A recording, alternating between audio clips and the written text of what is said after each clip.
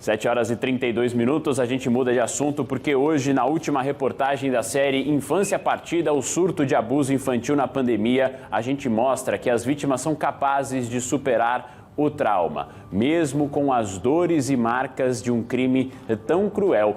É possível virar a página e se refazer, voltar a viver plenamente e sonhar. Você confere agora na reportagem especial Infância Partida, o surto de abuso infantil na pandemia.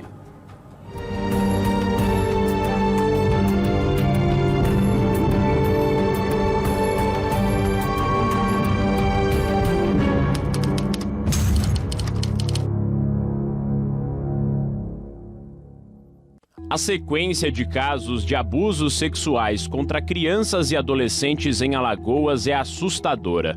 Em meio a uma pandemia, surge mais esse surto. Só que, ao contrário do vírus, esse inimigo é silencioso. São situações muito difíceis de serem identificadas, mas existem sinais que as crianças podem apresentar quando sofrem abusos. A Dulce apresentou alguns destes sinais após o estupro que sofreu quando tinha apenas 12 anos de idade. Eu terminei o primário muito cedo. E lá não tinha ginásio, como chamava antigamente. Então, os carros disponíveis para levar os estudantes para a cidade vizinha União dos Palmares eram caminhões Paus de Arara. E os donos dos caminhões não se responsabilizavam por uma menina de 8 anos. Então, eu fui ficando frustrada, porque eu tinha o maior prazer de ser a mais nova, de ser a adiantada, e estava ficando para trás. Então, minha mãe conseguiu uma vaga no internato. Eu passei um ano parada ainda. Com 10 anos, eu fui para o internato. As freiras, elas abriam o colégio para festas, para a comunidade participar, e principalmente jogos internos. E num desses jogos internos eu fui arrastada para o vestuário feminino, masculino, que digo, e fui estuprada, né? Eu tinha 12 anos. Essa foi uma das maiores sequelas da minha vida, porque eu silenciei, porque eu tinha medo do que meus pais podiam fazer, Foi um trauma para uma criança que estava dentro do internato, eu não sabia lidar com aquilo. A gente vê muitos casos com transtorno de estresse pós-traumático, né? O que é o transtorno de estresse pós-traumático? É aquele transtorno que a gente adquire após um trauma, né? Então essas meninas, elas começam a não comer direito, essas meninas não conseguem iniciar atividades que eram cotidianas, não conseguem ter relações com pessoas do sexo oposto, né? Geralmente os homens. Essas meninas, elas têm dificuldade de dormir. Então a gente vê uma série de sinais e sintomas, né, que elas apresentam, que caracterizam bastante um transtorno de estresse pós-traumático. A mudança de comportamento é natural, assim como o medo, que pode ser mantido em segredo durante muito tempo, inclusive anos. Reconhecer estes sinais é uma forma de libertar as crianças e adolescentes da violência sexual. E depois, é importante garantir todo o amparo para que elas possam superar os traumas. A Dulce passou por tudo isso e ainda teve que lidar com a exposição do crime e preconceitos da sociedade. Isso veio piorar a minha vida quando eu me envolvi com o pai dos meus filhos. E quando o relacionamento estava mais avançado, eu tive que contar a ele o que tinha acontecido. E ele me garantiu que não ia ter problema nenhum, porque para ele o que importava era a minha pessoa, que eu era uma pessoa de bem e tal. Mas quando eu engravidei, ele me abandonou. E aí os avós dele eram compadres dos meus pais e disseram que não ia ficar assim, que ele tinha que me assumir. E aí foi quando ele foi, e a arma que ele utilizou de defesa dele foi espalhar na cidade que não ia me assumir porque eu não era mais de nada quando comecei a namorar com ele. Então, meus traumas, meus problemas começaram aí, né? Eu fui rejeitada por muitas mães, assim, de amigas que proibiram as filhas de andarem comigo, porque as filhas não podiam andar com uma menina que não tivesse mais dignidade, né? Porque se eu estava grávida, solteira, e eles já disseram que quando eu engravidei dele eu não era mais virgem, então eu não era uma boa companhia. É um grande desafio, porque a gente vive numa sociedade extremamente machista, em que nós, mulheres, nos questionamos bastante sobre a roupa que a gente utiliza, sobre o comportamento que a gente tem e como isso poderia justificar um abuso sexual, né? Então, assim, eu acho que o primeiro grande desafio associado à culpa é isso. É a gente desconstruir esse discurso que a gente tem, que é um discurso bastante arraigado ainda na nossa sociedade, né? E ainda mais considerando a história de vida daquela pessoa especificamente. Então, é um desafio muito grande fazer com que a pessoa ela consiga lidar, que ela consiga se perceber nesse meio de caminho entre o abuso e o futuro que ela tem. Por um longo tempo, a Dulce não conseguiu manter relações com outras pessoas. Ficou o trauma. Eu não tinha minhas sensações, meus sentimentos, minhas coisas femininas eu não tinha, né? Eu não sentia nada, eu fiquei traumatizada e por muito tempo eu não sentia nada. Já adulta, formada em jornalismo, as lembranças afetaram a vida profissional dela. Atrapalhou na minha vida profissional, eu não tinha condição de fazer matéria sobre estupro, a vontade que dava era de bater na cara do preso. Eu ficava até chegar ao local da entrevista, da cobertura da matéria. Eu ia fazendo uma retrospectiva de tudo que aconteceu comigo, então vinha a violência toda na minha cabeça, vinha a sensação de impotência de eu estar de frente com um criminoso de novo que tinha às vezes matado a criança, né? Que tinha feito absurdos com a criança. A Dulce também experimentou durante um relacionamento a violência doméstica. Mas o amparo para suportar tudo isso começou lá atrás, logo após o estupro. Meus pais foram as pessoas mais importantes na minha vida, sabe? Porque a minha mãe, quando descobriu que eu não era mais virgem,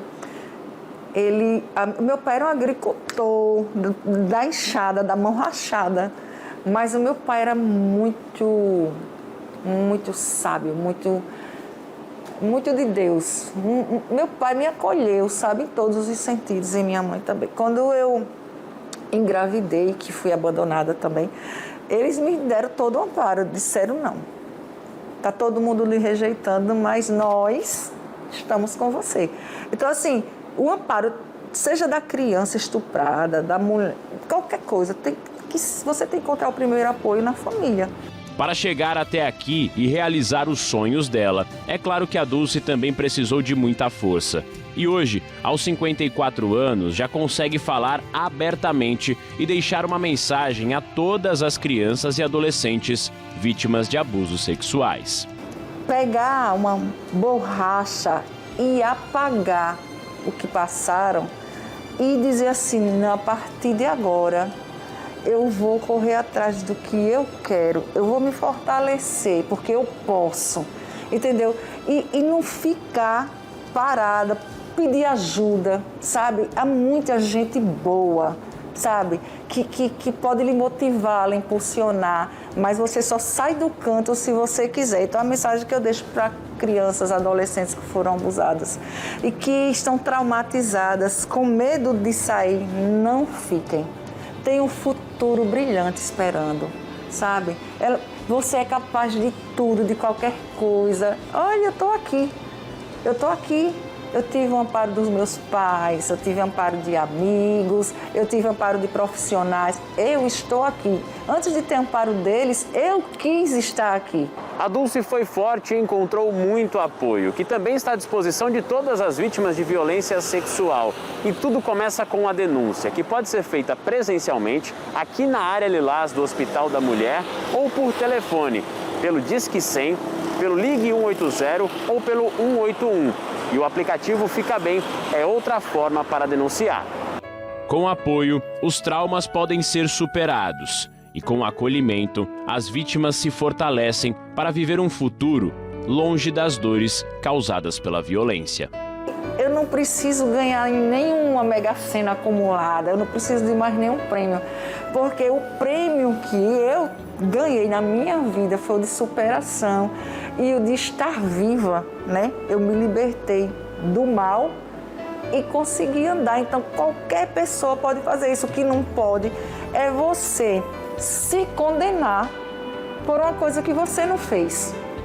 Então, a criança que foi abusada, foi estuprada, ela não pode se condenar a vida dela quando o responsável é outra pessoa por tudo. Então, é a pessoa que pague, ela não.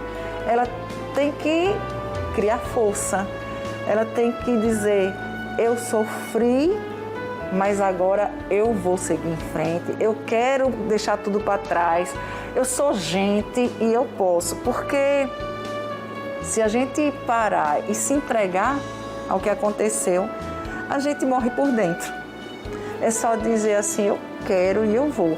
E chega, sabe? Você chega onde você quiser.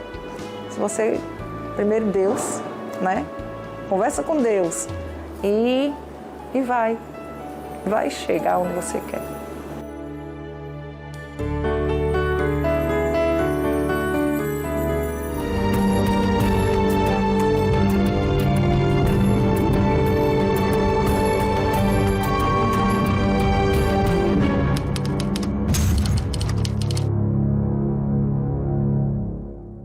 São histórias difíceis, histórias que a gente conheceu e contou e que diariamente a gente recebe mais informações, infelizmente, de crianças e adolescentes vítimas desse crime.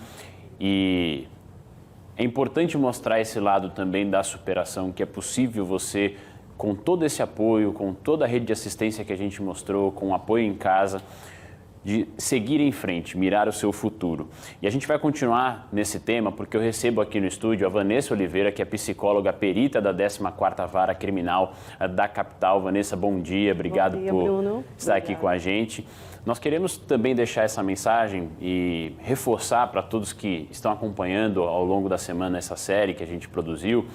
Quais são os sinais, por exemplo, que a gente pode identificar no dia a dia com a criança? O que pode servir de alerta para pais responsáveis em relação a esse tipo de crime? Que sinais que podem ser apresentados? Geralmente, a criança, ela deixa, sim, sinais.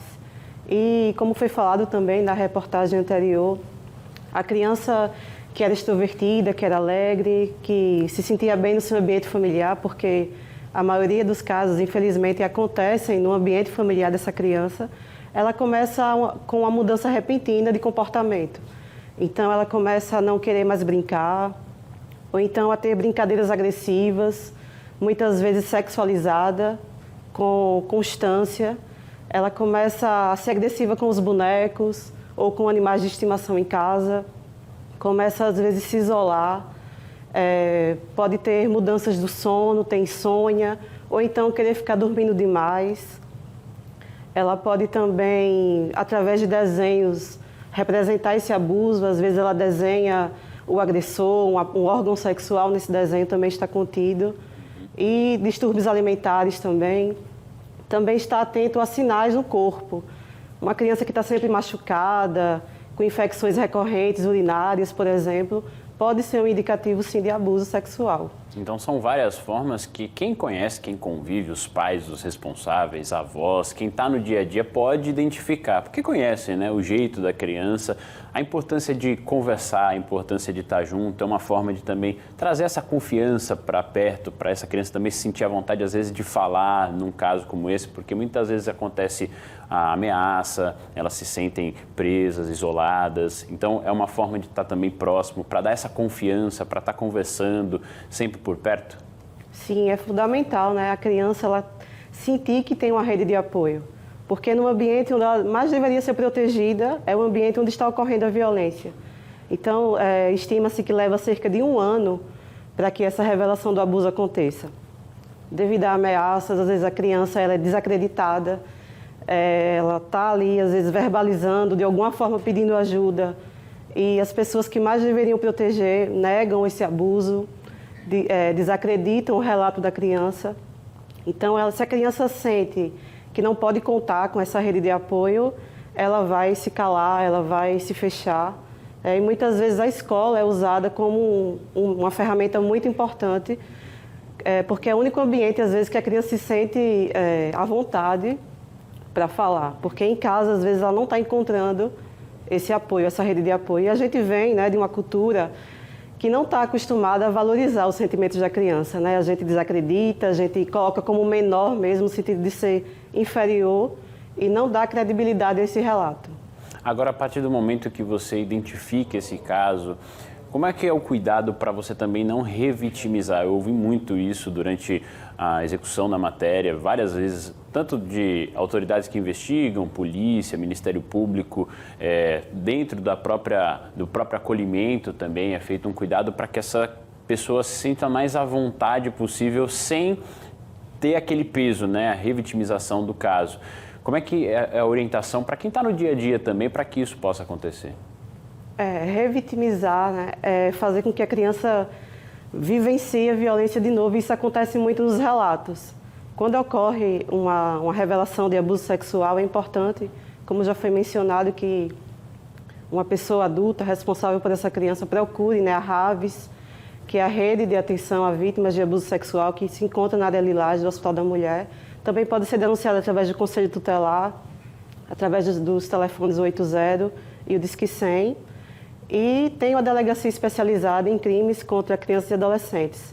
Então, é importante que a pessoa que vá denunciar, ela faça essa denúncia e aguarde esse relato da criança. Que essa criança não seja ouvida em todas essas redes, em todos esses meios. Porque o que é que acontece?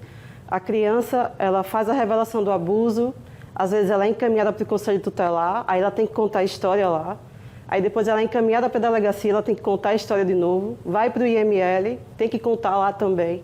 Então isso vai criando, né, interferências nessa memória. E pode ter também sugestões, né, coisas que aconteceram, coisas que foram colocadas no relato que a criança não falou. Então é muito importante que se preserve esse relato e que seja só colhido em depoimento especial, numa vara especializada, que é a 14ª Vara, que trabalha com crianças e adolescentes que foram vítimas de abuso. Então, que se faça a denúncia imediatamente, mas que se preserve esse relato da criança para ser ouvida em depoimento especial, que é uma sala especializada, com acolhimento. A criança não vai ter contato com o agressor, não vai ter contato com advogados, ela vai ter contato exclusivamente com o entrevistador, que vai estar colhendo esse relato. Esse relato é gravado, para que a criança não tenha que repetir, né, e que só fale realmente uma única vez, para evitar essa revitimização mesmo. É um problema que a gente considera muito sério e precisa da atenção de todos. Vanessa, muito obrigado também pelos esclarecimentos, pelo reforço, inclusive, de onde fazer a denúncia, da necessidade de procurar exatamente os órgãos competentes também para cuidar e fazer esse acolhimento da criança e do adolescente. Um bom dia.